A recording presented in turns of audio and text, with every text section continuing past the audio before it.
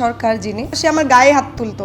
তো আমি আসলে ওই জানোয়ারটাও না। টিভি পর্দার জনপ্রিয় মুখ ম্যাঙ্গো স্কোয়াড খ্যাত শামীম হাসান সরকার এখন যেন রিয়েল লাইফ থ্রিলারের কেন্দ্রীয় চরিত্র।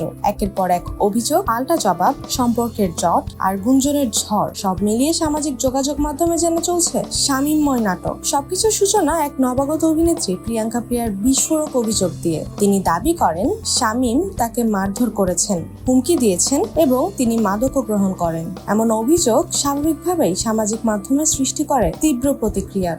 অনেকেই প্রশ্ন তোলেন শামীমের চরিত্র ও তারকা ইমেজ নিয়ে। কসম, আমার বাপ মায়ের কসম, আমার এই চরিত্রে এইসব জিনিসটা নেই। বিষয়টি নিয়ে তোলপাড় শুরু হয় মিডিয়াতেও। অভিযোগের জবাবে শামীম সংবাদ সম্মেলন করে নিজের অবস্থান পরিষ্কার করার চেষ্টা করেন, কিন্তু সেই সম্মেলনে তিনি এমন একটি কথা বলেন যা আগুনে আরো ঘি ঢালেন। এবার উঠে আসে জনপ্রিয় অভিনেত্রী অহনার নাম। সেখানে তিনি অহনার প্রাক্তন প্রেমিকের পরিচয় সামনে আনেন এবং বলেন অহনা ডাবল টাইমিং করত। এরই জের ধরে অহনা নিজের ভেরিফাইড ফেসবুক পেজে গভীর রাতে একটি স্ট্যাটাস লিখেন, ডাবল টাইমিং? আপনি যা বলছেন ঠিক বলছেন কি?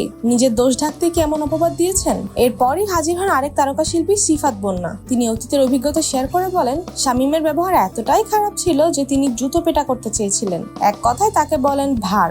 চলমান বিতর্কের মাঝে আরেকটি গুঞ্জন ছড়িয়ে পড়ে, শামীমের স্ত্রী আফসানা প্রীতি নাকি শামীমকে ছেড়ে চলে গেছেন। সোশ্যাল মিডিয়ায় চলতে থাকে জল্পনা কল্পনা। অবশেষে নিজেই মুখ খুললেন শামীম। ফেসবুকে লেখেন, আমার স্ত্রী আমার সাথে আছে, ভিউজের জন্য অসুস্থ নিউজ করবেন না, আল্লাহ সব জানেন, সব দেখেন।